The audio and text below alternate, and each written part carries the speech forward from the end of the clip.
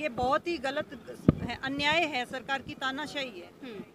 आप अपनी आपका ही तो आपकी सरकार का तो नारा है बेटी बचाओ बेटी पढ़ाओ। जो बेटियां आपके लिए गोल्ड मेडल लेके आती है, आपके देश का तिरंगा फहराती हैं, क्योंकि आप दो ही तरह से अपना तिरंगा देश दूसरी कंट्री में फहरा सकते हो। एक तो युद्ध करके और वो जगह जीत के, और एक ओलंपिक में खेल के मेडल लेके आके।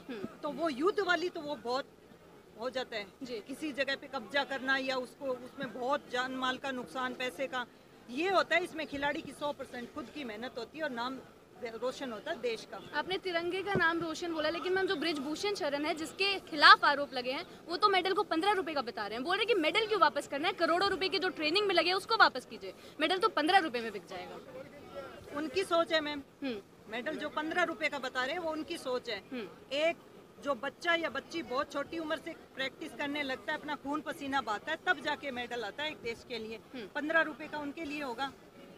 वैसे तो सरकार जो कलेक्टर है वो इंडिया का सबसे टफ एग्जाम है जी, लेकिन एक 5 पढ़े हुए मंत्री के सामने ऐसे यूं करके खड़ा कर देते हैं ये, तो फिर वो मेडल को तो वो 15 रुपए का बताएंगे ना। मैम 1 महीना से ज्यादा गुजर गया लेकिन अभी तक कोई सुनवाई नहीं हुई, क्या कहना चाहेंगे? ये कहना चाहूंगी कि जल्द से जल्द सुनवाई करो। आप बेटियों को बचाने की बात कर रहे हो, बेटियों को पढ़ाने की बात कर रहे हो, फिर किस बात की? कभी आप कहते हो उलझाते हो हमें हिंदू राष्ट्र बनाने के बारे में, कभी कुछ बनाने में, कभी रुपयों के मामले में देश को लाइन में लगा रहे हो। तो न्याय दे दो हमें। बेटियों को बचा के फिर क्या करोगे जब बेटियां जो जिंदा है उनको न्याय नहीं दे रहे हो? पेट वालों की आप रक्षा कर रहे हो। आपका कितना समर्थन रहेगा? मेरा किस तरह से समर्थन रहेगा? 100% समर्थन रहेगा। मैं अपने गांव में बैनर लगाऊंगी, गांव में जाके जागरूक करूंगी इस आंदोलन के बारे में। मैम 30 दिन तो हो गए धरने को, आपने अभी हिंदू राष्ट्र का जिक्र कर दिया। मैं ये बताना चाहूंगी कि कई बार ऐसा हुआ कि यहाँ पर ये धरना चल रहा है और इसी के सामने ही कई बार देखा गया कि हिंदू राष्ट्र की मांग करते हुए लोग आए और उनकी ये मांग थी कि इसी 15 अगस्त को देश को हिंदू राष्ट्र घोषित कर देना चाहिए। ये बताइए मैम, इतने सालों से 75 सालों से हमारे साल मुसलमान रह रहे हैं, कभी कोई खतरा नहीं हुआ। अब क्या हो गया कि हमारे आने वाली पीढ़ियों को मार देंगे, काट देंगे? इतने साल नहीं काटा, अब कैसे काट देंगे ये? अब उनसे खतरा कैसे हो गया? हम उनके साथ खेले हैं, कूदे हैं, उनके साथ बड़े हुए हैं, उनके घर का हमने खाया, हमारे घर का उन्होंने खाया। अब उनसे खतरा हो गया हमें? जो हमारे पड़ोसी हैं, जो हमारे भाई बंद है, उनसे खतरा हो गया, वो हमें काट डालेंगे?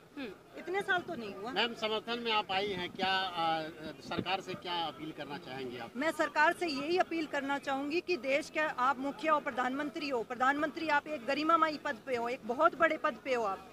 आपसे न्याय की उम्मीद चाहती हैं। आप पार्टी लेवल पे मत जाओ कि आप बीजेपी के हो या उसके हो।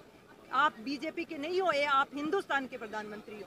तो हिंदुस्तान के प्रधानमंत्री के नाते आप अपनी बेटियों को सुरक्षित करो। अपने देश में जो भी महिला या किसी के साथ, किसी भी तबके के साथ अगर अन्याय हो रहा है तो उस अन्याय को आप खत्म करो। आप एक बहुत बड़े जिम्मेदार पद पे हो, आप राजा हो, हम प्रजा है। मैम आखिरी सवाल, आपका जिस तरह से मौजूदा सरकार है, अभी की जो मौजूदा सरकार है सेंट्रल में बैठी है, नजरिया क्या है आपका, ये बता दें। मैं तो ये कहूंगी कि सरकार को जल्द से जल्द ये सब खत्म करना चाहिए, क्योंकि अगर ये मुद्दा बाहर जाता है तो हमारी इमेज खराब होती है। सरकार की नहीं, हमारे देश की इमेज खराब होती है कि हम पड़ोसी देश के बारे में ऐसे ऐसे बोलते हैं। हमारे देश में क्या हो रहा है फिर? नैना जी, अब तो ब्रिजभूषण शरण ने बोलते हैं कि नार्को टेस्ट करवा लीजिए, और फिर ऐसे लोग सामने आ रहे हैं, शायद 2 भागों में बट गए लोग, क्योंकि सोशल मीडिया पे देखा जा रहा है जैसे ही उन्होंने बोला कि नार्को टेस्ट करवा लीजिए, बोल रहे कि लो सच्चाई है इसलिए सामने आ रहा है और बोल रहे हैं नार्को टेस्ट करवा लीजिए। वो उनकी सोच है मैम, जो जिसकी जैसी सोच होगी वो वैसी बात करेगा।